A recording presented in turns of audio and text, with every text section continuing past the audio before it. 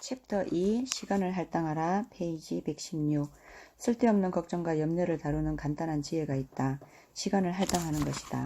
지금 하고 있는 일을 데드라인을 부여하는 것이다. 예를 들어 컴퓨터 앞에서 글을 쓰고 있다고 생각해보자. 글을 쓰는 도중에 걱정은 슬금슬금 당신의 머릿속으로 기어 올라올 것이다. 물론 이 걱정은 잡념에 불과해 글을 쓰는 집중력을 갉아먹을 것이다. 따라서 미리 시간을 할당한다. 1시간에 40분의 글을 쓰고 10분은 인터넷 쇼핑을 하는데 10분은 걱정을 하는데 할당한다. 단 걱정에 할당하는 10분은 1분씩 쪼개서 10번에 걸쳐 해서는 안 된다. 각 할당된 시간은 그 이하의 단위로 세분해서는 안 된다. 40분 동안 중단 없이 글을 쓰고 10분 동안 마음껏 인터넷 쇼핑을 하고 그 다음 10분 동안 머릿속으로 들어온 걱정과 놀아주는 것이다. 간단해 보이지만 효과는 매우 크다. 어떤 일을 할 때 그 과정을 구체적인 작업으로 나누고 각 작업마다 시간을 할당하고 나아가 작업을 끝마치는데 데드라인을 부여하면 걱정이나 잡생각을 탁월하게 다룰 수 있다. 주목받는 기업가나 명성 높은 CEO를 만날 때는 그들이 갖고 다니는 수첩에 무엇이 적혀 있는지 꼭 물어보곤 한다. 그러면 대부분 수첩이나 노트에는 각종 스케줄이 빼곡하게 차 있는데 일반 사람과는 확연히 다른 한 가지가 눈에 띈다. 평범한 사람들의 스케줄러에는 대체로 해야 할 일의 목록이 채워져 있다. 이는 CEO들도 마찬가지다. 다만 그들의 스케줄러에는 해야 할 일들 목록 옆에 마감 시간이 찍혀 있다. 그들은 이렇게 말한다. 단순히 해야 할 일만 적어 놓으면 점점 일이 쌓여가는 것 같은 압박감을 느낀다. 그런데 그 옆에 언제까지 그 일을 할 것인지 시간을 할당해 놓으면 해야 할 일이 아니라 해결한 일이 더 많아지는 느낌이다. 이는 성취감마저 느끼게 하고 알차게 살고 있다는 뿌듯함을 준다. 데드라인을 설정하라는 것은 할당한 시간 내에 그 일을 마치라는 것이 아니다. 해야 할 일의 진도를 구체적인 숫자를 통해 확인하면 집중력이 높아지고 건강한 압박감을 느끼게 된다. 눈에 보이지 않는 것들을 눈에 보이게 만들면 생산성과 효율성이 획기적으로 증가한다.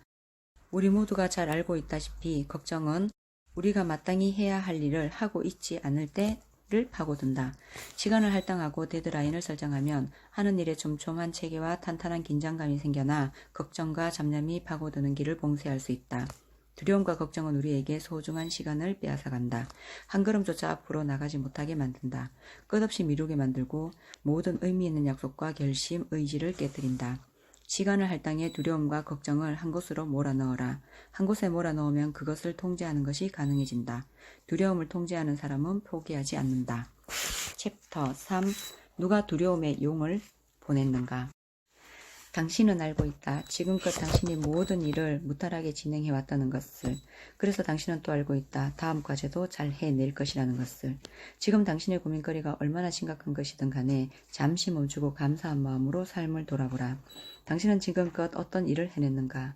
지금 당신은 무엇을 소유하고 있는가? 지금 당신의 소중한 친구들은 무엇을 하고 있을 것인가? 하나하나 천천히 떠올려보라. 미소가 지어지고 기분이 전환될 것이다. 그리고 마지막으로 자신에게 물어보라. 지난날 내가 걱정했던 문제들은 어떻게 되었는가? 걱정했던 일들이 10%만 일어났더라도 당신의 삶은 지속되지 않았을 것이다. 당신이 걱정하는 드라마틱한 비극들은 오직 당신의 뇌에서만 절정으로 치달았을 뿐이다. 걱정은 당신의 뇌가 만들어낸 작품이다. 이번에는 우려했던 일이 실제로 일어났을 때를 떠올려보라. 그래서 어떻게 됐는가? 그 일에서 큰 데미지를 입었는가? 그런 것처럼 느끼겠지만 실제로는 그렇지 않았을 것이다. 감당하기 힘든 상처를 입었다면 당신은 지금 이 책을 읽고 있기가 불가능했을 테니까. 수습하느라 몹시 괴롭고 힘들었겠지만 또 그만큼 그 경험에서 배운 것도 많았을 것이다. 삶에서 일어나는 일은 결코 일방적이지 않다. 최소한 하나를 잃는 동시에 하나를 얻는 것이 인생의 이치다. 현명하고 지혜로운 사람은 하나를 잃을 때 여러 개를 새롭게 얻는다. 우리에게 필요한 것은 의식적인 멈춤이다. 의식적으로 한 걸음 물러서서 흐름을 통찰하는 것이다. 무작정 뭉뚱그려서 금방이라도 무너질 듯 걱정하지 말고 하나하나 분해했다가 하나하나 다시 조립하는 여유와 태도를 갖는 것이 좋다. 나는 수첩에 멈춰야 할 시간이란 항목을 마련해 놓고 있다. 중요한 의사결정이나 브리핑, 미팅이 있는 날 아침에는 수첩을 열어 호흡을 가다듬고 생각을 차분히 정리하는 시간을 미리 정해놓는다. 이런 습관을 들이면 중요한 일이 있을 때 방향을 잃지 않게 된다. 팽팽한 긴장감에서 1분만이라도 벗어나 침착해지면 중요한 것들을 놓치고 후회하는 일이 놀랍게 줄어든다. 어떤 존경을 받는 투자자가 내게 이런 말을 해준 적이 있다. 주식 투자에서 돈을 벌려면 주식 투자를 하지 않는 시간을 확보해야 한다. 온통 머릿속에 주식 생각으로 꽉 차 있는 사람은 큰 돈을 벌지 못한다. 시장 자판 앞에서 한 푼이라도 더 비싸게 팔려고, 한 푼이라도 더 싸게 사려고 목이 터져라 외치는 사람은 결국 한두 푼에도 무너지고 만다. 두려움이 찾아왔을 때는, 걱정이 파도처럼 밀려들 것 같을 때는 잠시 멈춰라. 나무보다 숲을 보라. 멈춰서서 한 걸음 물러서서 보면 두려움의 용이 아니라 신과 우주가 두려움의 용을 당신에게 보낸 이유가 선명하게 떠오를 것이다. 챕터 4. 책임을 뛰어넘지 마라. 우리는 끊임없이 의사결정을 한다. 그리고 끊임없이 그 결정을 후회한다. 더 나은 결정을 할 수 있었다는 자책이 심해지면서 결국 두려움을 만들어낸다. 하지만 이 세상에 잘못된 결정이란 없다. 앞날을 미리 내다볼 수 있는 능력이 있다면 모르겠지만 그렇지 않고서야 어떻게 매번 완벽한 결정을 내릴 수 있겠는가.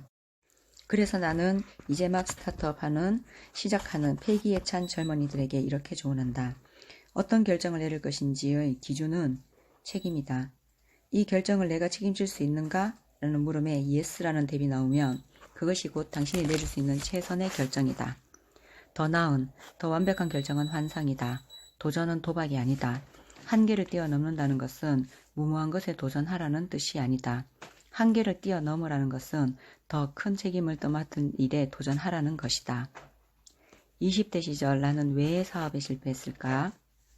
오랫동안 나는 이 질문에 대한 답을 찾기 위해 노력했다.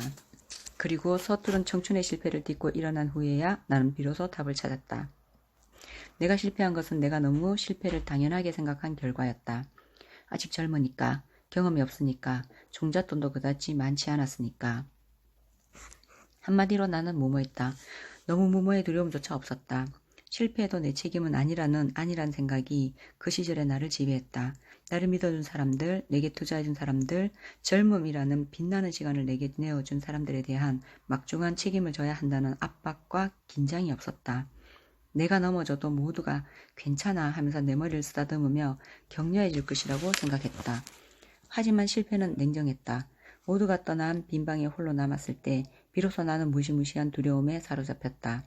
엉석바지에 불과했고 어리광이나 피우는 어린애였다는 사실 앞에 뼈가 아팠다. 그리고 나서 큰 교훈을 얻었다. 책임질 수 있는 선택, 감당할 수 있는 결정을 내리는 것이 진정한 도전이요 모험이라는 것을, 책임을 중시하는 사람이 되면 두려움과 좌절, 후회의 삶을 바꿀 수 있다는 것을. 당신은 아직 앞날이 창창한 20대인가? 그렇다면 가장 먼저 책임감을 배워야 한다. 젊다는 것은 특권이 아니다. 젊으니까 실패해도 괜찮다는 논리는 아마추어 세계에서나 통한다는 사실을 명심하라. 젊음을 어리광을 피우는 데 써서는 안 된다. 젊음을 책임질 수 있는 젊음이 되어야 한다. 지금 당신이 책임을 질 수 있는 한도 내에서 최대한의 일을 하라. 그러면 두려움, 좌절, 걱정이 아니라 자신감, 용기, 희망이 당신을 선택할 것이다. 책임감이 투철한 당신을 세상이 그냥 놔둘 리 없다. 챕터 5. 먹잇감이 되어주지 마라. 살면서 내가 힘겨울 때마다 떠올리는 문장이 있다. 지금 이 순간 내가 바꿀 수 있는 것이 아무것도 없다면 나는 절대로 걱정하지 않는다. 그렇다. 나는 과거를 떠도 고칠 수 없다. 단 과거의 경험에서 배울 수는 있다. 연금술사들은 말한다. 어떤 경험을 하고 났을 때는 그 경험에 이름을 붙여주어라. 긍정적인 이름이나 제목을 붙여 기억은행 속에 예치해둔다. 그러면 그 경험이 비록 끔찍한 것이었다 할지라도 부정적 감정이 아니라 하나의 교훈이 먼저 소환된다. 나는 파산했던 경험에 희망의 독설이란 이름을 붙여주었다. 이 경험을 떠올릴 때마다 가볍고 달콤한 희망의 속삭임이 아니라 내 머리에 찬물을 한 바가지 퍼붓는 차디찬 희망의 쓴소리가 소환되면서 그야말로 정신이 번쩍 든다. 파산한 경험을 상처로만 남겨두었다면 나는 그것을 떠올릴 때마다 아파하고 후회하고 씁쓸한 감정에 휩싸였을 것이다. 바꿀 수 없는 일을 걱정하는 것은 막대한 에너지 낭비일 뿐이다. 그럼에도 정말 많은 사람들이 과거에 대한 후회와 아쉬움에 사로잡혀 살아간다. 그 일만 없었다면 해서 그 일 덕분에 내가 성장했지 로 생각의 프레임을 전환시켜야 한다. 과거에 있었던 좋았던 경험은 어떨까? 분명 좋았던 경험은 현재의 어려움을 이겨낼 힘을 제공한다. 좋았던 경험을 다시 회복하기 위해 노력에 박차를 가해야 한다. 하지만 좋았던 경험을 소환하는 것이 현재의 어려움을 더 가중시킬 수도 있다. 좋았던 시절과 현재의 어려움을 비교하면서 깊은 한숨을 내쉬는 것은 살아가는데 별 도움이 되지 않는다. 끔찍했던 경험이든 좋았던 경험이든 모두 과거일 뿐이다. 끔찍했던 경험에서 배우고 좋았던 경험을 회복하는 것, 그것만이 우리에게 주어진 책무다. 미국의 작가 로버트 버데트는 이렇게 말했다. 내게는 아무런 근심과 걱정이 없는 날이 딱 이틀 있다. 그 중 하루는 어제이고 또 다른 하루는 내일이다. 어제는 지나갔고 내일은 아직 오지 않았다. 그러니 어제와 내일을 걱정하고 두려워하는데 오늘을 써서는 안 된다. 다시 일어설 수 있을지 없을지 걱정하지 마라. 넘어진 사람은 반드시 다시 일어선다. 남들보다 뒤처지고 초조해야 하지 마라. 결정선에 누가 먼저 도착할지는 인간이 알 수 있는 영역이 아니다. 매일 쾌조의 컨디션을 유지하며 한 걸음 한 걸음 달려나가면 충분하다. 걱정과 두려움에 붙들려 침대에 누워 달리는 사람을 물끄러미 바라보는 짓만 하지 않으면 된다. 연금술사들은 말한다. 적당한 두려움은 우리의 삶을 긴박감 넘치게 만든다. 우리를 더 멀리 가게 만드는 연료다. 두려움 때문에 아무것도 하지 않는 삶은 지루하다. 적당한 두려움은 우리의 심장을 뛰게 하고 일상을 팽팽하게 만드는 긴장감을 붙여 넣는다. 그러니 두려워하지 말고 두려움을 효과적으로 활용하라. 목표에 도달하는데 긍정적인 연료로 사용하라. 사용하지 않는 두려움은 우리를 아무것도 하지 못하게 만든다. 반면에 적극적으로 사용된 두려움은 우리의 잠재력을 발휘하도록 도움을 준다. 나의 코치는 이렇게 말한 바 있다. 지금 당신이 걱정하고 있다는 것은 뭔가 피하고 싶은 게 있다는 뜻이다. 무엇을 피하고 싶어하는 것인지 찾아내라. 그리고 그것을 정면으로 바라보라. 결국 두려움을 이기는 것은 적극적인 행동이다. 고민하고 머뭇거리고 제자리에 맴도는 것은 두려움에게 좋은 먹잇감이 되고 만다. 종교개혁가 마르틴 루터는 이렇게 말했다. 새가 내 머리 위를 날아가는 것은 막을 수 없다. 하지만 새가 내 머리 위에 둥지를 틀지 않게는 할 수 있다. 우리의 목표는 두려움을 완벽하게 통제하는 것이 아니다. 두려움에게 통제만 당하지 않으면 충분하다. 두려움을 다루는 최선의 방책은 적극적인 행동이다. 챕터 6. 아는 것에서 힘을 얻어라. 두려움이나 걱정은 전기 스위치처럼 간단하게 껐다 켰다를 할 수 없다. 도대체 두려움이란 무엇인가? 두려움이란 뭔가 자신이 원하지 않는 형태로 진행되는 상상이다. 문제는 우리가 이 상상을 완전하게 밀어내기가 불가능하다는 것이다. 인간의 잠재의식은 뭔가를 밀어내면 그것과 동일한 힘을 가진 뭔가가 더 강하게 밀고 들어온다. 잠을 자고 싶은데도 잠이 들지 못하면 그것 때문에 화가 나고 화를 내고 더욱 잠이 오지 않는다는 것을 누구나 한 번쯤 경험한 적이 있을 것이다. 인간의 잠재의식은 언제나 한 번에 한 장면만 불러낼 수 있도록 작동한다. 다시 말해 긍정적인 생각을 하면 부정적인 생각이 비집고 들어올 자리가 없다. 모든 행동이 그렇다. 무엇인가를 집중하고 행하고 주의를 기울이면 두려움이 끼어들 자리가 생겨나지 않는다. 물론 우리의 뇌가 갈팡질팡할 수는 있다. 집중력을 발휘해 일을 해나가면서도 자꾸만 뭔가를 염려하는 행위를 되풀이 할 수 있다는 뜻이다. 하지만 계속해서 집중력을 발휘할 수 있으면 우리는 더 오랫동안 업무에 몰두하게 되고 그만큼 걱정이나 두려움에 붙들릴 시간은 적어진다. 다음 이야기는 이를 생생하게 설명해준다. 한 아이가 숲속을 산책하다가 너른 빈터에 서서 있는 집을 한 채 발견했다. 집의 양쪽에는 각각 커다란 정원이 딸려 있었다. 그런데 두 정원의 모습이 매우 달랐다. 한쪽 정원은 손질이 되어 있지 않아 잡초가 무성했다. 그리고 정원사로 보이는 사람이 뭔가 작업을 하고 있었는데 매우 화가 나 있는 듯 보였다. 그는 잡초를 뽑으면서 연신 욕을 퍼붓고 있었다. 또 다른 정원은 조화롭게 보였다. 사방에 꽃이 피어 있었고 모든 것이 자연스럽고 보기 좋았다. 이 정원의 정원사는 나무에 기대어 즐겁게 휘파람을 불고 있었다. 그는 뭔가 일을 쉽게 해내는 것처럼 보였다. 아이는 느긋하고 행복해 보이는 정원사에게 물었다. 아저씨, 저쪽 정원에서 일하는 아저씨보다 무척 한가해 보이시는데 어떻게 이렇게 정원을 잘 관리할 수 있으셨는지요? 정원사가 빙그레 미소를 지었다. 한때는 나도 저 친구처럼 잡초가 보일 때마다 열심히 뽑아냈지. 정말 눈코 뜰 데 없이 바빴단다. 하지만 어느 날 문득 내가 잡초를 이길 수 없다는 사실을 깨닫게 되었지.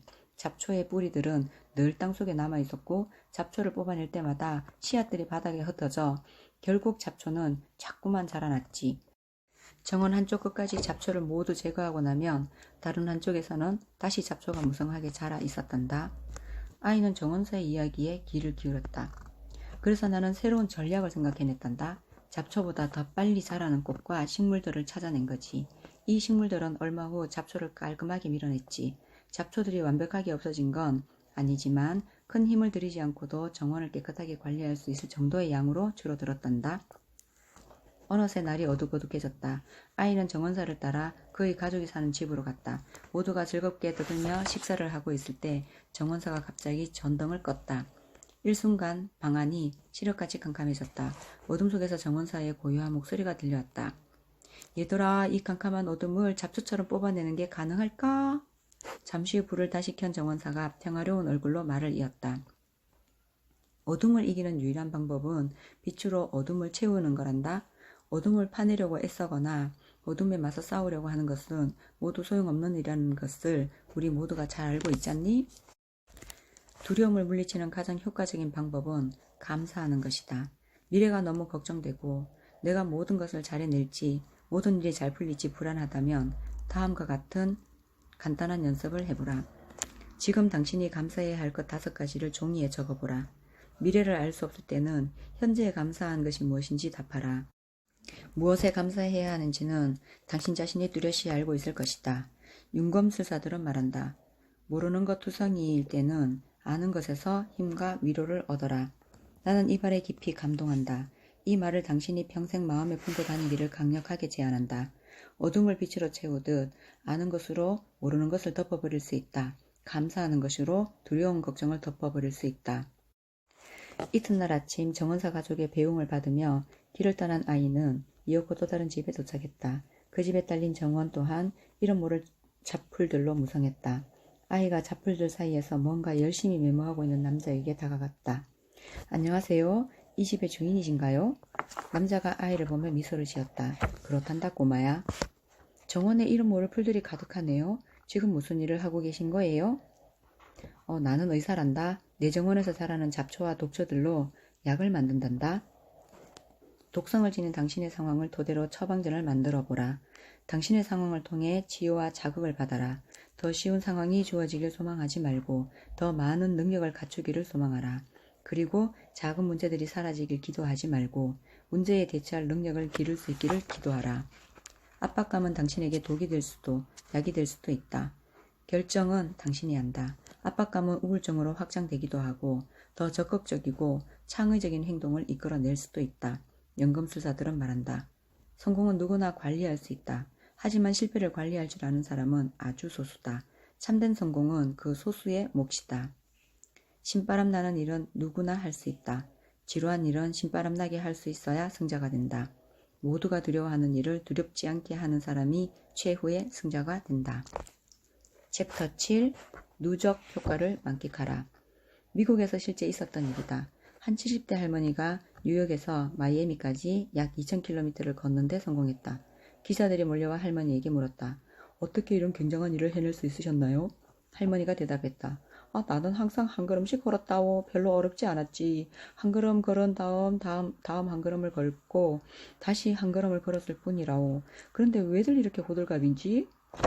이것이 삶의 유일한 비법이다. 유일한 기적이다. 유일한 매직이다. 앞으로 3년, 5년, 7년, 10년의 계획을 머릿속에 떠올리려면 두렵지 않은 사람은 아무도 없다. 10년의 계획을 모두 달성하려면 오늘부터 하루 차근차근 성공해 나가야 한다. 그래서 연금술사들은 최대한 작은 계획을 정교하게 실행에 옮기는 데 성공할 것을 조언한다. 작은 성공이 모여 큰 성공이 된다. 성공하는 하루하루가 모여 성공하는 5년이 되고 성공하는 인생이 된다. 세계적인 작가이자 동기부여 전문가인 토니 로빈스는 이렇게 말한다. 두려워서 시도하지 않는 것이 아니라 시도하지 않아서 두려움이 생기는 것이다. 실행력이 뛰어난 사람은 빛처럼 빠른 속도로 일을 처리하는 사람이 아니다. 내가 지금껏 만나본 엄청난 실행력을 가진 사람들은 대부분 시간을 들여 빈틈 없이 일하는 사람들이었다. 그들은 오늘의 할 일을 집중하는 사람일 뿐 거창한 계획을 체계적인 감각으로 이루어 나가는 사람들과는 거리가 멀었다. 연금술사들은 말한다. 이 세상 모든 성공한 사람들도 별 수 없다. 날마다 악정고투하며 겨우겨우 한 걸음씩 앞으로 나가는 것 말곤 딱히 다른 전략이 없다. 우리는 슈퍼맨은 될 수 없어도 수천 킬로미터를 한 걸음씩 걸어 마이애미에 도착한 할머니는 얼마든지 될 수 있다. 우리에게 필요한 것은 초능력이 아니다. 하루치의 삶에 온전히 집중할 수 있는 긍정의 힘이다. 나는 내 강연에 참석한 청주들에게 하루의 과제를 하나의 배낭으로 상상해 볼 것을 주문한다. 이 배낭은 무겁다. 걸림돌이 많은 가파른 길을 가야 할 때는 배낭을 온전히 짊어지고 있기는 쉽지 않다. 하지만 그럭저럭 버틸만 하다. 너무 힘들면 배낭을 내려놓고 숨을 돌리며 땀을 닦을 수도 있다. 이런 휴식을 통해 다시 채운 에너지로 배낭을 짊어지고 하루의 여정을 무사하게 마칠 수 있다. 그런데 충분한 휴식을 취하는 대신 아직 오지 않은 내일을 염려하며 걱정을 키운다고 해보자. 이는 오늘의 배낭 위에 내일의 배낭까지 하나 더 짊어진 꼴이다. 이렇게 내일, 모레, 일주일, 열흘, 한 달치의 배낭을 오늘의 배낭 위에 추가로 얹으면 이를 버텨낼 사람이 있을까? 모두가 길바닥에 주저앉고 말 것이다. 매일 하나의 배낭만 짊어지면 된다. 매일의 목적에만 잘 도착하면 된다. 그러면 한 걸음씩 걷는 것에 성공한 할머니의 놀라운 성과를 당신의 것으로 만들 수 있다. 오늘의 배낭만을 짊어지고 싶다면 아침에 눈을 떴을 때 스스로에게 이렇게 물어야 한다. 오늘 꼭 해야 할 과제 한 가지는 무엇인가? 가장 중요한 한 가지 일을 해결하고 나면 다른 일들의 결과가 부진했다 하더라도 저녁 때 반드시 기분 좋게 돌아오게 될 것이다. 매일 이 질문을 자신에게 던져보라. 배낭을 짊어지는 것이 더 쉬워지고 기분 좋은 날들이 그렇지 않은 날보다 압도적으로 많아질 것이다. 연금술사들은 말한다. 누적 효과라는 것이 있다. 작은 노력과 성공이 오랜 시간 쌓이면 엄청난 힘을 발휘한다는 것이다. 세상에서 가장 어려운 일은 매일 첫걸음을 떼는 것이다. 한 걸음을 떼고 나면 다음 걸음부터 가벼워지고 빨라진다. 성공은 머릿속에 존재하지 않는다. 성공은 한 걸음과 한 걸음 사이에 존재한다. 우주는 우리에게 슈퍼맨의 근육과 심장을 주지 않았다. 오직 하루의 과제를 해낼 수 있는 만큼의 힘을 주었을 뿐이다. 주어진 힘으로 강철 같은 근육과 탄탄한 심장을 만들어내는 것은 오롯이 우리의 몫이다. 다행인 것은 우리 모두에게 누적 효과를 만끽할 수 있는 가능성이 공평하게 주어졌다는 것이다. 두려움이 그것을 봉인하지 않는 한 언제나 가능성이 당신 삶의 빛과 소금이 되어줄 것이다. 챕터 8. 아침에 일기를 써라. 일기의 비밀은 매우 간단하다. 일기는 우리를 삶 속에서 특정한 사건들에 좀 더 주의를 기울이도록 안내한다. 그렇다 우리는 특정한 사건을 기록함으로써 그 사건들을 더 오랫동안 간직한다.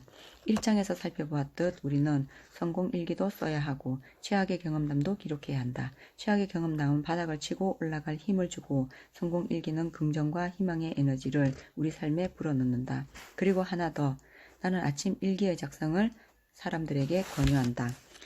어떤 일의 결과를 기록하는 것도 중요하지만 어떤 일의 시작을 열어주는 기록도 중요하다. 즉 아침 일기는 오늘 무엇을 할 것인가를 정리하는 데 탁월한 효과를 준다. 앞에서 언급한 오늘 꼭 해야 할 과제 한 가지는 무엇인가를 머릿속으로 시뮬레이션 하는 데 독특한 도움을 제공해왔다. 나는 오랜 시간 동안 아침 일기를 써왔다. 내 아침 일기장에는 다음의 질문들이 담겨있다. 나는 오늘 출근하면 직장에서 어떤 점이 가장 행복하겠는가? 오늘 내가 가장 큰 동기부여를 해주는 것은 무엇인가? 오늘 무엇에 가장 감사해야 하겠는가? 오늘 내게 직원과 조언을 해준 사람은 누구인가? 오늘 내 컨디션을 볼 때 가장 잘 해낼 것은 어떤 일인가? 오늘 내가 꼭 알아야 할 것은 무엇인가? 오늘 두려움과 긴장을 유쾌하게 다뤄줄 필살기는 무엇인가? 연금술사들은 말한다. 긍정적인 사람은 타고난 성격 때문이 아니라 우리가 긍정적인 사람이 될 것인지 부정적인 사람이 될 것인지는 오직 훈련과 습관에 달려있다.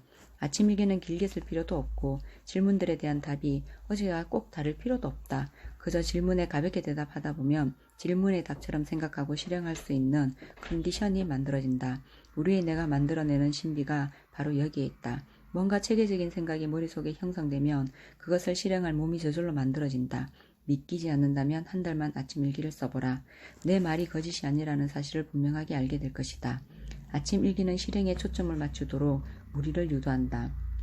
매일 아침 실행에 초점을 맞추는 사람은 긍정적인 사람이 될 확률이 매우 높다. 부정적인 생각들은 늘 망설임과 지나친 고민들을 파고드는 법이니까 말이다. 일기는 두려움의 용을 쓰러뜨리거나 길들이는 데 유용하다. 두려움의 존재를 축소시키는 역할을 한다. 나아가 실행의 즐거움에 눈을 뜨게 한다. 실행의 즐거움을 아는 사람만이 성공과 목표를 얻는다는 것은 동서고금의 막론한 진리다. 챕터 9. 무엇을 하든 되게 하라. 긍정적 측면보다 부정적 측면을 습관적으로 파고드는 사람이 있다. 그들은 늘 이렇게 자신에게 말한다. 공부 잘하는 애들도 못 푸는 문제를 내가 어떻게 해? 이 나이에 외국어 공부가 가당키나 한가? 중진? 모난돌이 정 맞는 법이야. 그냥 지금처럼 길고 가늘게 가는 게 좋지. 주식 투자 웃기고 있네. 주식시장이 뭐 동네 슈퍼마켓인 줄 아나 보네. 그냥 현금 들고 있는 게 최고야. 잃지 않는 게 버는 거야. 습관적으로 부정적인 입장을 취하는 사람들은 믿는다. 자신들이 세상을 있는 그대로 보는 리얼리티들이라고, 낭만적이라고, 감성적인 철부지들이 아닌 이상 이성적인 합리주의라고. 이는 위험한 생각이다. 긍정적인 것과 부정적인 것이 항상 뒤섞여 공존해 있는 상태, 이것이 곧 세상이다. 연금술사들은 말한다. 세상을 냉철하게 보는 건 중요하다. 하지만 우리를 크게 성장시키는 것은 현실에 대한 정확한 인식이 아니라 자기 자신에 대한 믿음이다. 우리 자신을 바꾸는 것은 인식이 아니라 믿음이다. 냉철한 이성적 판단은 성공의 필요 조건이다. 하지만 불충분 조건이 되어주지 못한다. 냉철한 이성적 판단 위에 자기 자신에 대한 강건한 믿음이 서 있을 때 우리는 현실 인식을 넘어 현실 변화를 가능하게 할 수 있다. 우리의 목표는 현실에 적응하는 데 그치지 않는다. 언제나 우리의 목표는 현실을 바꾸는 데 존재한다. 유럽을 정복한 나폴레옹이 청년 장교 시절 상관의 막사에 호출을 받았다. 상관이 말했다.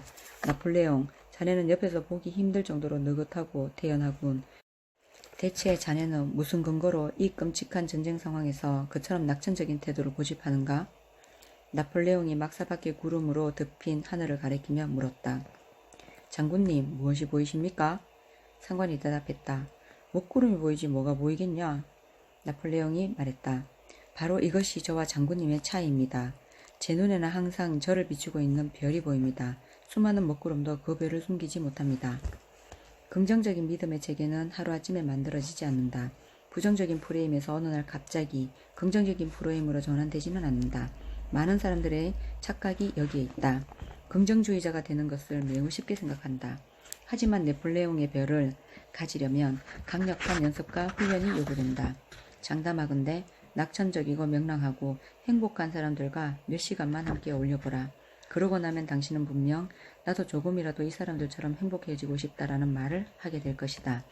이 같은 자극을 계속 얻으면 엄청난 강도의 훈련을 소화시키면서 긍정적인 습관과 강고한 믿음의 체계 습득으로 나아갈 수 있게 된다. 연금술사들은 말한다. 긍정론자도 비관론자도 처음부터 타고난 사람은 극히 드물다. 긍정과 비관은 후천적 환경과 경험의 산물이다. 노력과 훈련에 따라 얼마든지 바꿀 수 있다는 뜻이다. 긍정론자의 멘탈이 부정론자의 멘탈보다 변화, 성장, 목표 달성에 있어 압도적으로 유리하다. 긍정주의자들은 안 될 이유보다 될 이유를 찾는다. 안 될 이유를 습관적으로 찾는 사람들은 계속 안 될 이유만을 발견할 뿐이다. 그 안 될 이유가 적중했다고 치자. 그래서 하던 일을 포기하거나 그르쳤다고 해보자. 그래서 뭐가 달라졌는가? 예상이 적중했으니 기뻐해야 하는가? 비관론자에게 성공이란 대체 어떤 의미인가? 무엇을 하든 되게끔 하라. 챕터 10. 우상향하는 인간이 되어라. 1장에서 살펴보았듯이 최악의 과거 경험을 소환하는 것은 지금의 어려움을 극복할 힘을 제공한다. 나아가 앞으로 닥쳐올 시련과 두려움에 맞서고 싶다면 최악의 상황을 미리 그려보는 것도 효과적이다.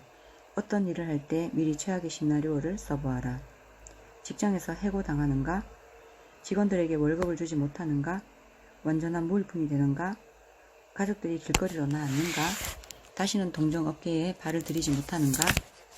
이 질문들의 답을 작성하다 보면 최악의 시나리오가 완성될 것이다. 그 시나리오를 감당할 만하다는 판단이 서면 도전해야 한다. 최악이 와도 당신의 인생은 계속될 수 있으니까. 최악의 시나리오 작성의 가장 큰 효용은 뜻밖에도 마음이 편해지고 침착해진다는 것이다. 바로 그때 우리는 용기를 만나게 된다. 최악의 시나리오를 피하기 위한 강력한 실행력이 생겨난다. 연금술사들은 말한다. 사람들은 대부분 최악의 상황을 맞이하면 완전히 무너질 것이라고 생각한다. 하지만 인간은 최악의 상황으로 떨어졌을 때 본능적으로 더 힘을 낸다. 무엇보다 인간은 정말 최악의 상황까지 가는 경우가 거의 없다. 아주 조금 상처받고 돈을 잃고 실패했을 뿐인데도 인간은 이미 최악까지 마음이 달려가 있다. 그렇다. 조금만 무너져도 이미 마음은 최악으로 치닫는다. 두려움 때문이다. 최악의 시나리오를 작성해 미리 체험하면 두려움에게 속도를 내주지 않고 자신의 페이스를 유지하는 데 도움을 얻을 수 있다. 당신은 당신의 생각보다 강한 존재다. 지금껏 살아온 것이 기적이다. 주식시장이 숱한 상승과 하락을 반복하면서 꾸준하게 우상향하듯이 인간의 삶 또한 우상향한다. 최악의 시나리오뿐 아니라 항상 안 될 것에 대한 시나리오를 미리 그려보면 일희일비에서 자유로워질 수 있다. 인생의 목표는 종착역에 가장 빨리 도착하는 것이 아니다. 우리는 늘 출발선에 있고 늘 가고 있는 도중에 있다. 우리의 목표는 꾸준히 우상향하는 인간이 되는 것이다. 공포를 이긴 자가 주식시장에서 성공하듯이 두려움을 극복한 자가 인생에서 성공한다. 챕터 11 벽에 부딪혔다는 것의 의미. 살다 보면 벽에 부딪혔다는 느낌이 들 때가 있다. 무언가에 단단하게 가로막혀 앞으로 나가지 못하고 있다는 두려움이 엄습해온다. 하지만 벽에 부딪혔다는 것은 뭔가에 실패하고 있다는 뜻이 아니다. 뭔가 성공하려면 반드시 통과해야 하는 중요한 고비를 맞고 있다는 의미다. 따라서 우리는 벽에 부딪혔을 때마다 가장 먼저 고맙다라고 말해야 한다. 성공의 기회가 주어지고 있기 때문이다. 어떤 일을 하거나 도전을 하고 있는데 벽이 나타나지 않았다고 해보자. 이는 아주 가벼운 아령으로 근육 운동을 하고 있는 것이나 마찬가지일 것이다. 벽에 부딪혔을 때는 좀 더 무거운 아령을 준비해야 한다. 익숙하고 편안해진 영역을 지나 당신의 통제 영역을 확장해야 할 시기다. 벽에 부딪히지 않았더라면 관심을 두지 않았을 새로운 해법들을 찾아 나서야 한다. 우리는 벽에 부딪히고 그 벽을 통과하면서 성장한다. 매일 뒷산만 오르는 자는 히말라야에 오를 수 있을 만큼 성장하지 못한다. 문제는 거기에서 그치지 않는다. 뒷산과 히말라야 사이만큼이나 격차가 벌어진 인생에 계속 스트레스를 받으며 짜증이 나려다가 생의 마지막 날을 맞고 말 것이다. 히말라야 등정이 꾸민 사람들은 수천 시간 동안 암벽을 오르는 연습을 한다. 수천 시간의 암벽 타기 연습이 없으면 히말라야라는 글자는 말 그대로 그림의 떡일 뿐이다. 혹자는 이렇게 반문한다.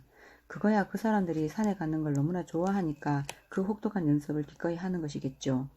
틀린 말은 아니다. 하지만 다음의 사실을 놓쳤다. 즉, 산을 좋아하는 사람들 모두가 히말라야 등정을 목표로 하지 않는다는 것이다. 산에 오르는 것을 좋아하다 보니 계속 더 높은 산을 찾게 되었고 그러다가 마침내 세계의 지붕까지 올라가겠노라고 자신의 열정과 노력을 점점 확장시켜 나간 사람들이 있었을 뿐이다. 반면에 산을 좋아하지만 그저 뒷산을 오르는 것에 충분히 만족하는 사람들도 존재할 것이다. 전자는 성공하는 사람들의 전형적인 패턴이다. 어느 순간 자신이 원하는 것이 무엇인지 알게 되었고 이를 최고의 수준까지 끌어올리려고 노력하는 사람들이다. 후자는 평범한 사람들의 전형적인 패턴이다. 자신이 감당할 수 있는 수준 내에서 원하는 것을 얻기 위해 살아간다. 전자의 삶도 후자의 삶도 모두 의미가 있다. 그런데 또 한 부류의 사람들이 있다. 그들은 후자의 삶을 살면서 전자의 삶을 동경한다. 벽을 오르지 않고 쳐다만 보는 사람에게 벽은 두려움과 압박, 분노, 짜증의 대상일 뿐이다.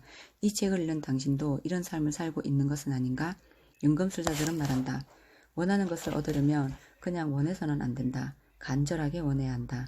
통렬하게 원해야 한다. 숨을 막 칠 정도로 원해야 한다. 목숨을 걸고 원해야 한다. 그렇지 않으면 삶은 취미의 수준으로 전락한다. 벽을 오르는 사람은 히말라야 정상에 서게 될 것이다. 벽 안에 있는 것이 안락한 사람은 벽에 의해 지금껏 살아온 대로 앞날을 살아갈 것이다. 벽을 향해 고래고래 불평불만을 쏟아내는 사람은 평생 불평불만 속에서 살아갈 것이다. 벽에 부딪히는 느낌이 들 때 당신은 어떤 삶을 선택하겠는가? 챕터 12 흐르는 강물에게 배워라.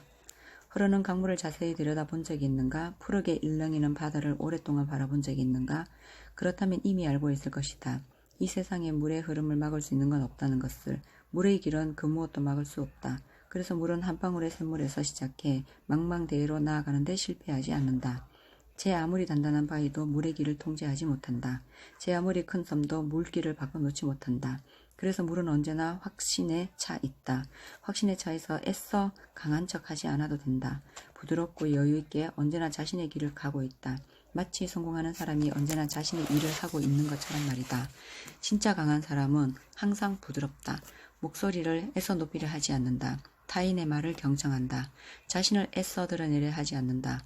무엇보다 적절한 타이밍을 갖고 있다. 화를 내야 할 때를 알고 미소를 지어야 할 때를 안다. 조언을 해주어야 할 때를 알고 침묵해야 할 때를 안다. 타인을 껴안아야 할 때를 알고 타인과 결별해야 할 때를 안다. 자신에게 위로가 필요한 때를 알고 자신을 밀어붙여야 할 때를 안다. 이것이 어떻게 가능할까? 연금술사들은 말한다. 진짜로 강한 사람들이 왜 부드러운 줄 아는가? 유연하기 때문이다. 다시 말해 자신이 틀릴 수 있다는 것을 온전하게 받아들이기 때문이다. 매우 심오한 성찰이다. 우리가 변화와 성장의 어려움을 겪는 가장 큰 이유는 우리 자신을 바꾸기 어렵기 때문이다. 인간은 본능적으로 자신의 임장을 고수한다.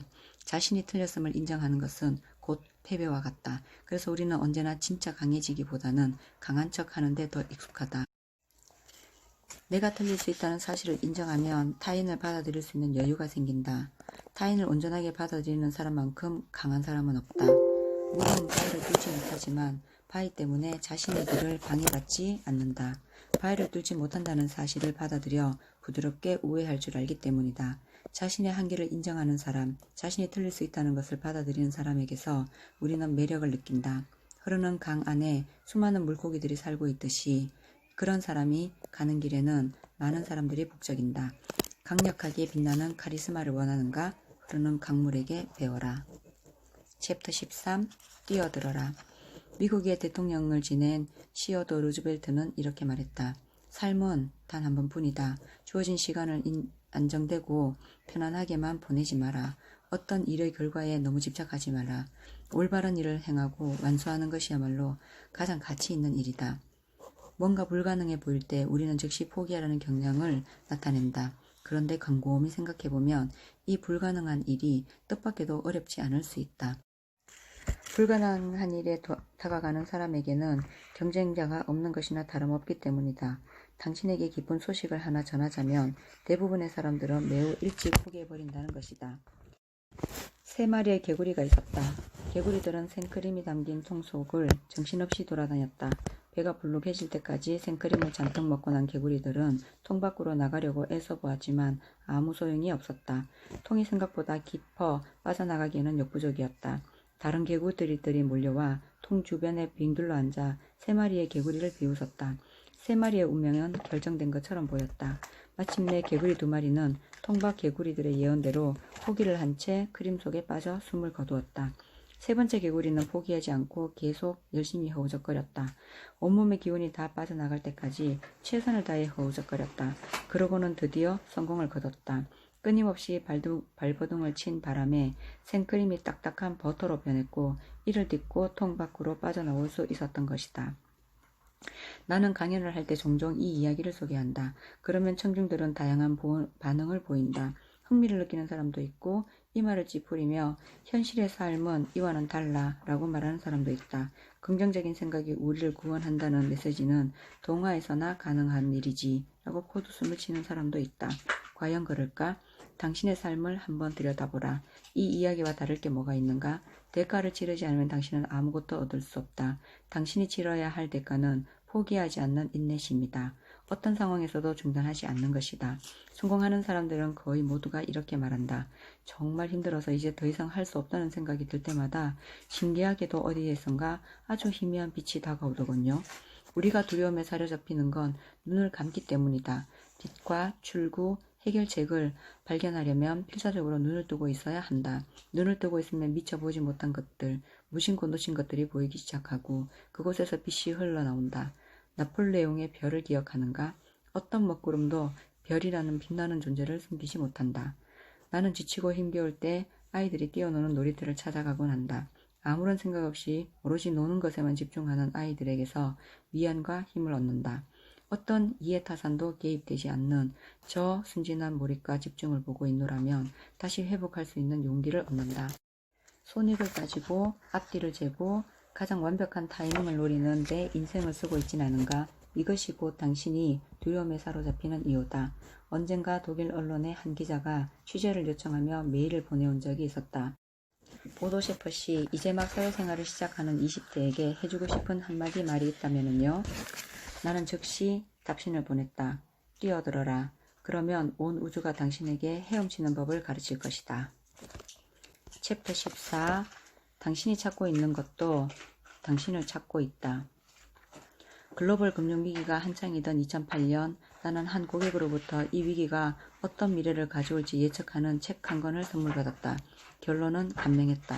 폭도들이 거리를 누비고 주택가를 약탈할 것이었다. 국가의 법질서 체계가 무너지고 식료품 구하기가 불가능해질 터였다.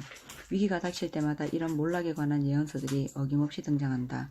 시간이 흐른 후 다시 들춰보면 웃음밖에 나오지 않는 책들이 공포의 순간에는 많은 사람들의 머릿속을 사로잡는다. 당신은 아무 생각 없이 비서에게 책을 건네주고는 이렇게 말했다.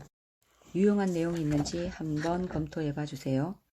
며칠 후 비서는 무척 진지한 얼굴로 앞으로 닥쳐올 몇 년의 위기에 대비해 비축해두어야 할 생필품 리스트를 뽑아왔다. 다양한 종류의 캔 수프, 대용량 밀가루와 쌀, 활과 화살 같은 무기까지 목록에 포함되어 있었다. 비서가 내게 리스트를 보여주는 동안 나는 그를 유심히 살펴보았다. 긴장감이 뚜렷한 그의 얼굴은 행복해 보이지 않았다. 유감스럽게도 그에게 두려움과 걱정을 제공한 사람은 바로 나였다. 그의 두려움을 누그러뜨리기 위해 나는 몇 시간 동안 그와 이야기를 나눠야 했다. 나는 그에게 다음과 같은 조언을 주었다. 성공한 사람들의 말에만 귀를 기울이세요. 우리는 공포를 앞세운 목소리에 민감하게 반응한다. 그러지 않으면 모두가 공포에 대비하는데 남은 혼자 천하태평양 같은 느낌이 든다. 그 순간 심장이 뛰고 머릿속이 아득해진다. 누군가 격발 스위치를 조금만 당겨도 총알처럼 튀어나가 공포의 전도사가 되어 거리를 누빈다. 식료품 매장의 진열대가 싹쓸이 당하고 듣도 보도 못한 생존 무기들이 담긴 재난 배낭이 불티나게 팔린다. 종말론자들이 득세하고 비관론자들의 확성기가 열변을 뿜어낸다. 그러다가 일순간 거리에 출몰하던 공포가 싹 사라진다. 일상이 회복되고 언제 그랬냐는 듯이 사람들은 출근하고 일하고 퇴근에 돌아와 가족들과 저녁 식사를 하며 더 나은 미래에 대해 이야기꽃을 피운다. 연금술사들은 말한다. 공포가 창궐할 때는 실패한 사람들이 거리에서 메가폰을 잡고 목소리를 높인다. 그것 봐, 내 말이 맞잖아. 희망 따위를 믿다니 당신도 나처럼 실패할 거야. 아무도 조언을 구하지 않았는데 자신의 말을 들으라고 강요하는 사람들은 모두 실패한 사람이다. 진짜 성공한 사람들은 자신에게 조언을 구하는 사람에게만 조언한다. 타인의 계획에 대한 반응에도 성공한 사람과 실패한 사람의 차이가 크다. 성공하지 못한 사람은 타인의 계획을 비웃는 경향이 매우 강하다. 혹여나 그 사람이 자신을 못 이룬 성공을 거둘까봐 두려워서다. 반면에 성공한 사람들은 타인의 계획을 진지하게 여기고 존중한다. 씁쓸하지만 다음의 사항을 명심하라. 성공 못한 사람들은 결국 실패에 관한 조언만 해줄 수 있다. 그들의 조언은 대부분 하지 마라, 안 된다, 금물이다 등으로 끝난다. 성공한 사람들의 조언은 하라, 잘 될 것이다, 적극적으로 찾아라 등으로 끝맺는다. 그들은 자신의 성공 노하우를 바탕으로 목적지로 가는 길을 직접 제시한다. 나의 코치는 이렇게 말했다. 성공하지 못한 사람들은 자네에게 어떤 충고도 할 권리가 없네. 그리고 이보다 더 중요한 것은 자네가 그들의 조언을 들을 의무가 없다는 것이네. 한 가지는 분명하다. 당신이 지금 이 순간 두려움에 빠져 있다거나 걱정거리가 있다거나 새로운 일을 시작하고 있다거나 심각한 문제에 직면해 있다면 루저들과 대화를 나눌 적절한 시점이 아니다. 그건 당신의 두려움에 기름을 붓는 격이다. 바로 그 순간 당신에게는 성공한 사람들의 목소리가 필요하다. 당신과 똑같은 두려움을 극복한 사람의 노하우가 필요하다. 당신을 밝고 긍정적인 측면으로 이끌어줄 사람이 필요하다. 연금술사들은 말한다. 부정적인 것들은 쉽게 얻는다. 늘 당신을 찾아오기 때문이다. 하지만 긍정적인 것들은 얻기가 어렵다. 늘 당신이 찾아가야 하기 때문이다. 당신이 적극적으로 행동해야 할 이유가 여기 있다. 다행인 것은 당신이 간절하게 찾고 있는 것 또한 간절히 당신을 찾고 있다는 것이다. 챕터 15. 담대한 목표를 설정하라. 목표가 없는 삶을 살고 있다고 해보자. 그러면 당신은 첫 번째 문제가 나타났을 때 즉시 방향을 바꿀 것이다. 목표가 없는데 무엇 때문에 문제를 극복하려고 노력하겠는가? 진정으로 추구할 가치가 있는 목표의 소유자들에게 문제란 없다. 수행해야 할 과제가 있을 뿐이다. 목표는 크고 담대해야 한다. 목표가 클수록 문제는 더 작게 보인다. 문제가 나타나면 나는 목표를 더 높이 설정한다. 무턱대고 꿈만 크게 가지라는 뜻이 아니다. 성취할 가치가 충분한 목표라면 그것의 최대치를 설정하는 것이 그것을 손에 넣을 확률이 높아진다. 상대성의 법칙이기 때문이다. 급하게 공항에 가야 하는데 시간이 10분밖에 남아있지 않다고 생각해보라. 평소에는 단 한 번도 빨간불에 걸리지 않았던 신호등 앞에 당신이 탄 택시가 멈춰서 있다. 택시 안에서 당신은 가슴이 급하게 뛰고 위기감에 조조해진다. 드디어 파란불이 들어오고 택시가 앞으로 나아가는가 싶더니 갑자기 시동이 꺼진다. 당신은 이제 패닉 상태에 돌입한다. 또 다른 예를 들어보자. 당신은 직접차를 운전해 장거리 여행에 나선다. 그런데 운전하면서 얼핏 룸미러에 비춰본 선글라스가 깨끗해 보이지 않는다. 그리고 내비게이션에 목적지 입력을 하지 않았음을 발견한다. 그런데 마침 때맞춰 교차로 신호가 빨간불로 바뀐다. 선글라스를 닦고 목적지를 입력하는데 충분한 시간이 확보되어 당신은 마음이 편안해진다. 같은 시간, 같은 장소, 같은 상황에 놓여 있음에도 앞의 두 가지 예에서 당신의 마음은 극과 극을 오간다. 목표 설정도 이와 같다. 목표를 낮게 잡으면 아주 작은 문제도 치명적인 무게감으로 다가온다. 작은 목표에 집착하는 사람에게 작은 문제란 절대 작은 문제가 아니다. 사소한 실수나 결함에도 그의 세상은 종말을 맞이한다. 17살 때 내겐 저명한 음악 콩쿠르에서 상을 받은 여자친구가 있었다. 그리고 부상으로 샌프란시스코 심포니 오케스트라와 협연할 기회를 얻어 그녀는 2,000명 이상의 관객 앞에서 10분간 바이올린 파트를 솔로로 연주하게 되었다. 그녀가 활짝 웃으며 내게 말했다. 내 연주가 끝나는 대로 무대 위로 올라와서 내게 꽃다발을 선물해 줄 수 있겠니? 남자친구에게 그 정도 축하는 받고 싶어서 말이야. 호호. 청중의 우레 같은 박수가 쏟아지는 가운데 무대 조명을 받으며 올라가 그녀에게 꽃을 마시는 모습을 상상하자 벌써부터 정신이 나갈 지경이었다. 겨우 정신을 차린 후 나는 말했다. 물론이야. 그 정도는 해줘야 네 남자친구 자격이 있는 거 아니야? 연주의 며칠 전 친구 하나가 이렇게 말했다. 깜짝 축하해줄 장미꽃은 이미 샀겠지? 그럼 그걸 냉동실에 보관해야 해. 그래야 장미꽃이 결정적인 순간에 갓 피어난 것처럼 싱싱해 보인다고. 반신반의했지만 장담하는 친구를 믿기로 하고 냉동실에 꽃을 보관했다가 연주회에 가기 전 열어보았다. 과연 장미는 싱싱하고 보기 좋았다. 특별히 마련한 선물 상자에 장미를 넣은 다음 연주회장에 가지고 갔다. 나는 침착하게 마음을 가다듬고 상자를 들고 무대 위로 올라갔다. 관객석에서 박수와 휘파람이 울려 퍼졌다. 꽃을 꺼내기 위해 상자 안에 손을 넣었을 때 나는 세상의 종말을 맞이했다. 얼어있던 꽃이 녹아 흐물흐물한 고무줄처럼 장미가 변해 있었다. 차가운 물이 떨어지는 축축 늘어진 꽃송이 하나를 꺼낼 수도 꺼내지 않을 수도 없어 어쩔 줄 몰라 하는 내게 여자친구가 다가왔다. 그녀는 망설임 없이 상자에서 장미를 꺼냈다. 물이 뚝뚝 떨어지는 장미꽃을 보며 사람들은 웃기 시작했다. 정녕 나는 쥐구멍이라도 들어가고 싶은 심정이었다. 여자친구는 내게 가볍게 키스를 하며 살짝 윙크를 보여주었다. 괜찮아. 아무렴 어때? 고마워. 이 이야기를 당신에게 들려주는 이유는 하나다. 아무리 절망적인 상황일지라도 추구할 만한 목표가 있으면 상황은 언제든 바뀔 수 있다는 것이다. 내 여자친구는 깜짝 축하를 해주기 위해 장미를 준비한 내 마음을 충분하게 헤아렸다. 그 마음이 중요한 것이지 장미꽃의 상태는 하등 중요한 게 아니었다. 하지만 내 입장에선 무엇보다 여자친구가 수천 명의 사람 앞에서 놀림거리가 될까 너무 두려워 죽고 싶은 심정이었다. 축하해주겠다는 목표를 이루는데 너무나 큰 문제거리가 등장한 상황이었던 것이다. 하지만 여자친구의 우아한 키스와 재치 덕분에 그녀와 나는 큰 박수를 받는 데 성공했다. 이처럼 모든 상황은 상대적이다. 개개인의 목표, 성공, 가치 등등에 따라 상황은 언제나 반전의 가능성을 품고 있다.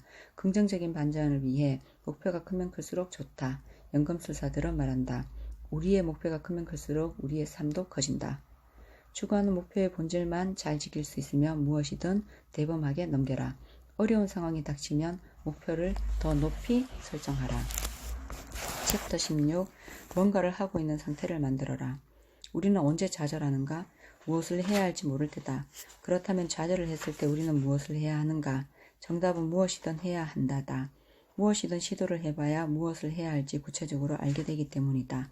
청소, 운동, 산책, 독서 등등 사소한 것부터 하라. 뭔가를 하고 있는 상태를 만들 때 변화의 가능성이 생긴다. 새로운 길에 대한 단서를 얻는다. 가만히 있으면 위축된다. 위축된 상태에서는 반짝반짝 빛나는 생각이나 영감, 아이디어가 떠오르지 않는다. 연금술사들은 말한다. 쉽게 성과를 낼 수 있는 일을 하라. 거창한 성과가 아니라 청소를 해서 깨끗해진 방을 갖는 것 같은 가시적인 성과를 낼 수 있는 일을 하라. 작은 성과들이 쌓이면 우리가 늘 원하는 것, 즉 용기가 생긴다. 사람들은 뭔가를 하고 있을 때 자신이 힘 있는 존재라는 사실을 체험한다. 행동을 하고 있을 때 자신이 뭔가를 달성할 수 있는 존재, 뭔가에 영향을 미칠 수 있는 존재라는 사실을 깨닫는다. 그러니 무엇이든 하라.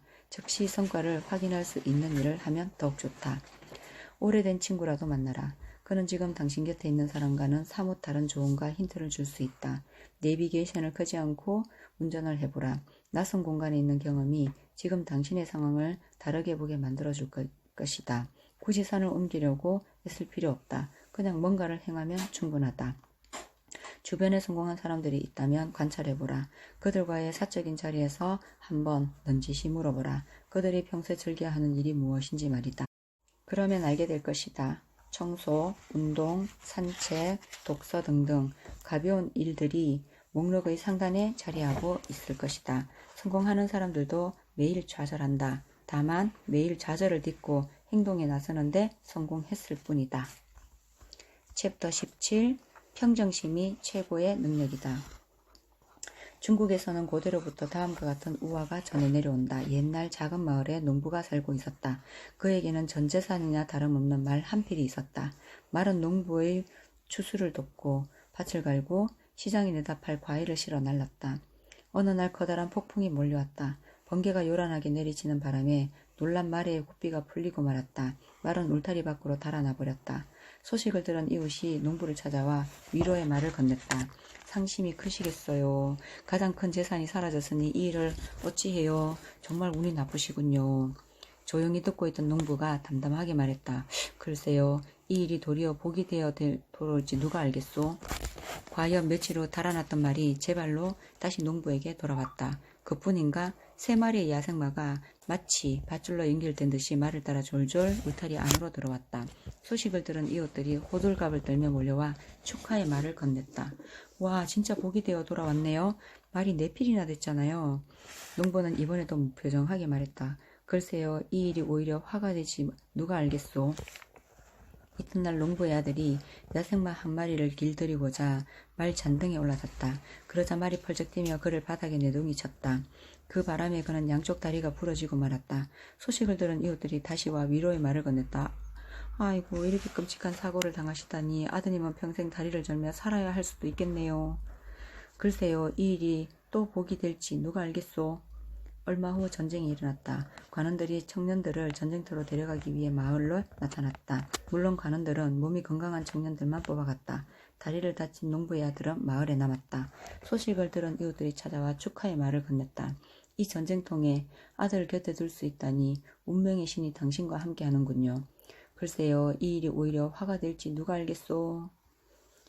우리는 앞날을 정확히 예측하는 능력을 갖고 싶어 한다. 단언컨대 이는 불가능하다.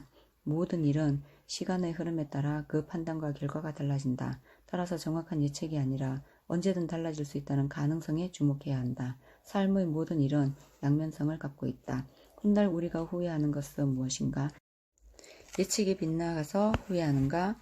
우려했던 일이 실제로 일어나서 후회하는가? 그렇지 않다. 우리가 가장 후회하는 것은 섣부른 판단이다. 일 자체가 아니라 그 일에 대한 판단이 어리석음을 뒤늦게 깨닫고 나면 뼈가 아프다. 결과는 언제든 바뀐다. 아니, 정확히 말하면 결과는 언제나 바뀌고 있는 중이다. 15살 소년 시절 나는 잊을 수 없는 경험을 한 적이 있다. 그해 나는 여름방학을 프랑스의 시골 마을에서 보냈다. 신앙심이 깊은 가정에 홈스테이를 하고 있던 나는 그 가족들과 함께 베르코르 산맥의 테이블산으로 하이킹을 떠났다. 우리는 산 정상에 텐트를 치고 하룻밤 야영을 할 계획이었다. 들뜬 마음으로 목적지를 향해 출발한 지 얼마 되지 않았을 때 뒤를 따르던 차가 우리 차를 추돌했다. 피해는 미미했다. 그런데 운전대를 잡고 있던 홈스테이 가정의 아버지가 말했다. 이건 신의 계시야. 차를 돌려 집으로 가라는. 나는 무척 놀랐다. 접촉사고 자체와 집으로 돌아가라는 신의 뜻 사이에 큰 거리감이 있다는 사실을 어린 내가 그에게 어떻게 납득시켜야 할지 몰랐다. 어쨌든 다른 가족들의 반대로 우여곡절 끝에 우리는 계속 목적지를 향해 차를 몰았다. 몇 킬로미터쯤 달렸을 때 앞차가 밟은 돌덩이 하나가 튀어올라 우리 차의 앞 유리창을 산산 조각냈다. 천만다행으로 일행 모두 선글라스를 끼고 있어서 유리 파편 사례를 받았음에도 가벼운 자상만을 입었다. 신함심 깊은 그가 다시 목소리를 높였다. 이것 봐. 신께서 또다시 계시를 보내주시는 거야. 집으로 돌아가야겠어. 이번에는 누구도 반박할 도리가 없었다. 나는 몹시 실망스러웠고 화가 났다. 집으로 돌아오는 길, 이번에는 맑았던 하늘이 점점 흐려지더니 소나기가 쏟아지기 시작했다. 앞유리가 없는 차 안에서 소나기를 맞는다는 건 결코 유쾌한 일이 아니었다. 비에 흠뻑 젖은 채 천신만고 끝에 우리는 집으로 돌아왔다. 밤새 폭풍우가 몰아쳐 밤잠을 이루지 못한 나는 야영을 하지 않은 게 기적이라는 생각이 들었다. 이튿날 아침 나는 식사를 하러 주방으로 갔다. 신앙심 깃든 그가 시계처럼 창백한 얼굴로 식탁 앞에 앉아 있었다. 어젯밤 우리가 텐트를 치려던 곳에서 야영을 하던 두 사람이 폭풍우에 휩쓸려 실종되었다는구나. 신이 접촉사고를 통해 우리에게 뭔가 메시지를 전달하려고 했었는지는 알 수 없었다. 하지만 나는 이 경험을 통해 평생 간직할 한 가지 교훈을 얻었다. 모든 것은 바라보는 관점에 달려 있다는 깨달음이었다. 연금술사들은 말한다. 흔히 성공하는 사람들에게 남다른 예지력과 판단력이 있다고 생각한다. 하지만 정작 그들이 갖고 있는 것은 평정심이다. 성공하는 사람들도 평범한 사람과 똑같다. 똑같은 좌절, 똑같은 두려움, 똑같은 고통을 겪는다. 그들은 남다른 능력, 재능, 통찰력이 있어서 그것들을 극복해내는 것이 아니다. 침착한 평정심이 있어서 그것들에 휩싸이지 않았을 뿐이다. 명심하라. 세상 대부분의 성공은 어제까지 실패라고 불렸던 것들이다. 어제까지 평범하고 사소한 것으로 취급받았던 것들이다. 챕터 18 충분히 시도하라. 언젠가 크게 성공한 미국의 한 비즈니스맨이 이렇게 나에게 말했다. 미국인들은 문제에 관해 별로 고민하지 않아요. 그냥 문제를 받아들이려고 노력하죠. 다시 말해 문제를 긍정적이거나 부정적으로 평가하지 않죠. 미국인들의 기본 원칙은 당신의 안전은 숫자와 평균 법칙에 있다 라는 뜻입니다. 주사위를 단 한 번만 던지면 어떤 숫자가 나올지는 순전히 운에 달려있다. 주사위를 10번 던지더라도 어떤 숫자가 나올지는 여전히 운에 달려있다. 하지만 주사위를 100번쯤, 150번쯤 던졌다면 이때는 평균의 법칙이 적용된다. 주사위를 던지는 횟수가 많아질수록 주사위의 각 숫자가 나오는 빈도가 서로 엇비슷할 확률 또한 높아진다. 당신의 성공을 운에 맡길 수 없다면 방법은 하나다. 한 가지 일을 아주 많이 하는 것이다. 최대한 연습하고 훈련하면 시도 횟수가 많아지기 때문에 평균의 법칙이 적용된다. 평균의 법칙이 적용될 때 확률은 비로소 의미를 가진다. 몇 번의 시도만을 놓고 성공 확률을 운운하는 것은 의미가 없다. 성공 확률을 극대화하려면 무조건 많이 시도하는 것이다. 그 밖의 모든 경우는 아마추어적인 도박에 불과하다. 충분히 시도하기 전까지는 원하지 않는 숫자가 나왔다고 해서 흔들릴 이유가 없다. 충분히 시도하기 전까지는 우리는 그저 때로는 성공을 하고 때로는 실패를 할 뿐이다. 연금술사들은 말한다. 수십 년 동안 한 업계에서 성공한 인물로 존경받는 사람들이 있다고 하자. 그 사람이 거둔 성공의 크기 때문에 존경받는 것이 아니다. 그 사람이 그 오랜 세월 동안 충분히 정상 도전을 시도했기 때문에 존경받는 것이다. 이 말 속에 성공의 제1법칙이 담겨있다. 단 한 번의 등정으로 히말라야 산맥을 정복한 사람이 있다. 그리고 평생에 걸쳐 히말라야 정복을 위해 산을 오르는 사람이 있다. 당신은 행운에 당첨된 벼락부자가 될 것인가? 아니면 존경받아 마땅한 부자가 될 것인가? 챕터 19 일관성 있는 삶을 선택하라. 앞에서 살펴본 바와 같이 최악의 시나리오를 만들어 놓으면 쓸데없는 걱정과 두려움에 효과적으로 벗어날 수 있다. 아울러 해피엔딩의 시나리오도 작성하면 유용하다. 당신이 원하는 가장 멋진 장면을 상상하라. 그리고 그걸 시나리오로 짜서 반복적으로 떠올려라. 최선의 전략을 정해놓은 시간에 주기적으로 떠올리는 것이다. 처음에는 쉽지 않다. 해피엔딩을 상상하는 동안에도 걱정과 두려움이 소록소록 떠오를 테니까. 내가 지금 한가하게 이런 거나 생각할 정신이 어딨어? 라는 목소리가 여기저기서 들려올 테니까. 하지만 해피엔딩 시나리오는 머릿속에 새로운 연결망을 구축해준다. 긍정적인 영역으로 이어지는 이 연결망은 처음에는 좁고 엉성한 길이다. 하지만 시간이 흐를수록 점점 확장되고 최종적으로는 초고속 광대역 데이터망으로 변신한다. 해피엔딩 시나리오는 자기 실현적 예언의 힘을 발휘한다. 긍정적인 결과를 떠올리는 연습은 우리의 생각과 감정, 행동, 결정에 매우 큰 영향을 미친다. 불가의 경전 법구경에는 다음과 같은 구절이 담겨있다.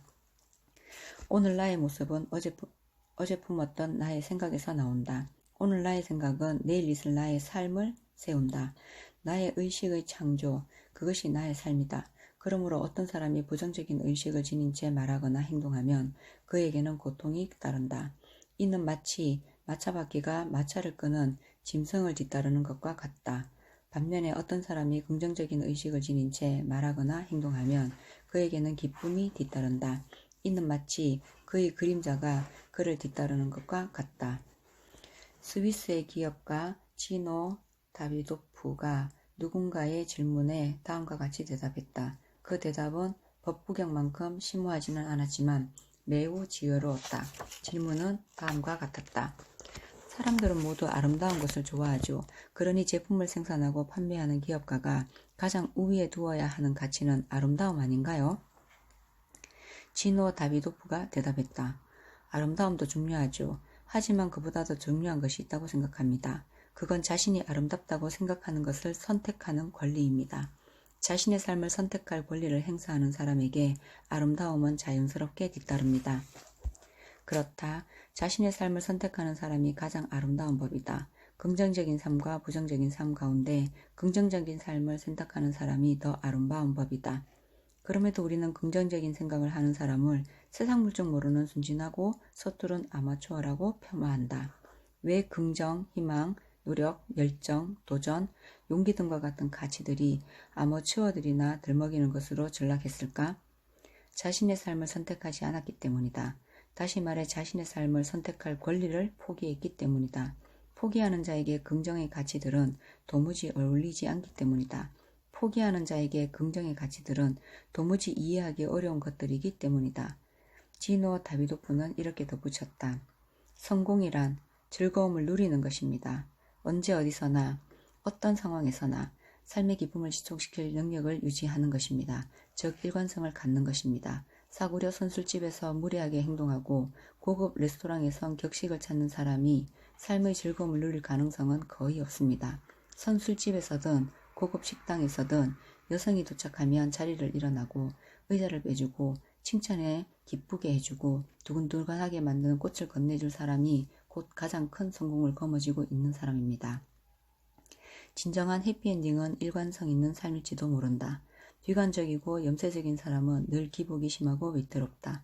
언제나 즐거움을 누리는 삶을 떠올려보라. 그 삶의 시나리오를 작성해보라. 그것을 가능하게 만들어줄 긍정의 에너지들이 자연스럽게 뒤따를 것이다.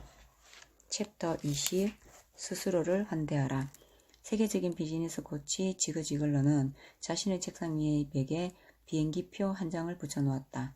나는 그 비행기표가 어떤 의미인지 궁금했고 그는 다음과 같은 이야기를 들려주었다. 어느 날 지그 지글러는 비행기 탑승을 위해 공항으로 가던 중 교통체증으로 길 한복판에 갇혀 있었다. 그는 매우 예민해져 있었고 잔뜩 긴장한 상태로 좌절해 있었다. 비행기를 타지 못하면 중요한 강연도 도저히 시간을 맞출 수 없었다. 하지만 어쩔 도리가 없었다. 너무 늦게 공항에 도착했고 비행기는 이미 이륙한 후였다. 그는 공항을 둘러보았다. 막상 비행기를 놓치고 나니까 초조와 분노, 망연자실함이 왠지 천천히 사라지고 오히려 기분이 개운해지는 느낌이었다. 그는 아무 생각 없이 공항 안을 천천히 거닐었다. 평소에는 눈에 띄지 않았던 식당들이 눈에 들어왔다. 오, 맛집들이 꽤 많군. 그는 느긋하게 점심을 먹었다. 맛을 제대로 음미하면서 즐기는 식사가 대체 얼마만인지 몰랐다. 그런 다음 멋진 라운지 소파에 기대어 커피를 마시며 분주히 오가는 사람들을 바라보았다. 문득 사랑하는 가족들이 떠올랐다. 그는 휴대폰으로 가정 한 명 한 명과 통화를 나눴다. 어떤 특정한 이유가 없이 가족들과 대화를 하는 것도 대체 얼마만인지 몰랐다. 지나가는 사람들과 눈이 마주치면 미소를 지으며 인사를 나누었고 멋지게 날아오는 비행기를 평화롭게 바라보다가 자리에서 일어났다. 기왕 이렇게 된 거 집으로 돌아가 따뜻한 목욕을 해야겠다고 생각하니 마음이 절로 즐거워졌다. 공항을 천천히 빠져나가는 그의 눈에 탑승객들을 위해 설치된 TV 모니터에서 흘러나오는 뉴스가 들려왔다. 그가 놓친 비행기가 막 추락했다는 다급한 속보였다.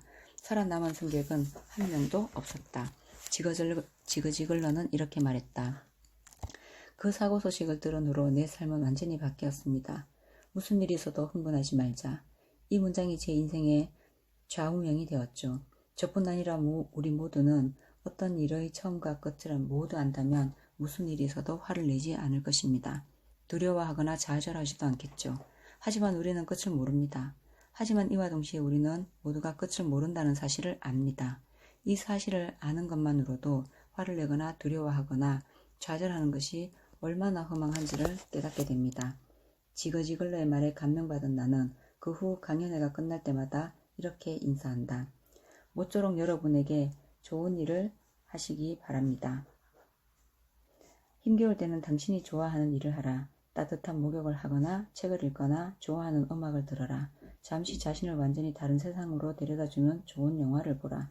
생각만 해도 콧노래가 나오는 여행을 계획해보고 하루의 스케줄을 완전히 비워보라. 그러면 알게 된다. 바로 이런 일을 하려고 우리는 그토록 노력했다는 것을, 이런 일을 하려고 그토록 성공하고자 애썼다는 것을. 이 깨달음이 당신을 놀랍도록 회복시킬 것이다. 인도 여행에서 만났던 한 순례자가 내게 이런 말을 들려준 적이 있다. 먼저 자신을 접대하는 사람이 되어야 합니다. 그런 사람은 타인을 원망하지 않습니다. 지금 좌절감 때문에 어찌할 바를 모르고 있는가? 당장 침대에서 내려와 당신 자신을 환대하라. 챕터 21 테스트할 기회로 삼아라. 우리에게는 햇빛이 필요하다. 그리고 비바람도 필요하다. 부정적인 감정을 느꼈다고 해서 죄책감을 가질 이유는 없다. 부정적인 감정을 느끼는 것은 자연스러운 일이다. 슬픈 영화를 보고 난 후에 삶의 의욕을 회복하는 경우도 있듯이 부정적 감정을 통해 삶의 새로운 기운을 불어넣는 메시지를 얻을 수도 있다. 어느 날 나는 플로리다의 한 레스토랑에서 아내와 함께 테라스에 앉아 있었다. 그때 멋진 롤스로이스 차량에서 노부부가 내려 바로 우리 옆 테이블에 앉았다. 나와 아내는 자연스럽게 노부부를 관찰했다. 그들은 매우 친절하고 인상이 무척이나 온화해 보였다. 그런데 이 노부부에게는 그다지 유쾌하지 않은 일들이 시작되었다. 레스토랑의 웨이터는 20분이 지나도록 노부부에게 전혀 신경 쓰지 않았다. 겨우 주문을 받았을 때에도 노부부를 불친절하게 대했다. 식사는 주문한 지 50분이나 지나서 나왔다. 게다가 음식은 그들이 주문한 것과는 완전히 다른 메뉴였다. 그 사실을 웨이터에게 알리자 그는 귀찮은 듯한 표정으로 말했다. 아, 그냥 드시면 안 될까요? 지금 새로 주문이 들어가면 1시간도 더 걸릴 텐데요. 짐짓 바라보고 있는 내가 하마터면 화를 낼 뻔했다. 하지만 노부부는 태연했다. 그들은 여유로운 미소를 지으며 말했다. 아, 1시간이 더 걸린다고요. 잘 됐군요. 내 인내심이 얼마나 늘었는지 테스트해볼 기회를 얻었네요. 괜찮습니다. 언제든지 기다릴 테니 다시 만들어주시길 부탁합니다. 절대 빈정거리는 말투가 아니었다.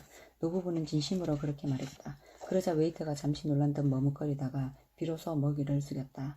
아, 죄송합니다. 빠르게 다시 올리겠습니다. 나는 노부부의 태도에서 신선한 충격을 받았다. 그들은 화를 내지도 않았고 자신들이 원하는 것을 얻어냈다. 부정적 감정이 폭발할 것 같은 순간 어떻게 잠재우는지에 대한 침착한 지혜를 보여주었다. 크게 깨달은 나는 결심했다. 부정적인 감정이 찾아올 때는 이것을 내가 두려워하지 않는다는 것을 보여주는 기회로 삼겠다고. 고대 인도의 왕이 한 남자에게 사형 선고를 내렸다. 남자는 왕에게 판결을 거두어 달라고 간청했다. 폐하께서 자비를 베풀어 제 생명을 구해주신다면 1년 안에 폐하의 말에게 하늘을 나는 법을 가르치겠습니다. 왕이 흥미롭다는 표정으로 말했다. 그렇게 하라. 하지만 만약 1년 안에 내 말이 하늘을 나는 법을 가르치지 못한다면 내 놈은 물론이고 내 가족들도 목숨을 내놓아야 할 것이다. 남자의 가족들이 파랗게 질린 얼굴로 물었다. 도대체 무슨 생각으로 지키지도 못할 약속을 했어요. 말에게 하늘을 나는 법을 가르친다는 게 가당키나 해요? 남자가 대답했다. 아, 1년은 아주 많은 일이 일어날 수 있는 시간이요. 왕이 세상을 떠날 수도 있고 자신이 내린 판결을 잊어버릴 수도 있지. 말이 죽을 수도 있고 어쩌면 정말 말이 하늘을 나는 법을 배울 수도 있지. 그걸 누가 알겠소? 걱정이나 두려움도 용량만 잘 지키면 약이 된다. 인내심을 갖고 어떤 문제에 충분한 시간을 두고 대응하면 된다. 이와 동시에 모든 것을 지나치게 심각하게 받아들이지 않는 것이 바람직하다.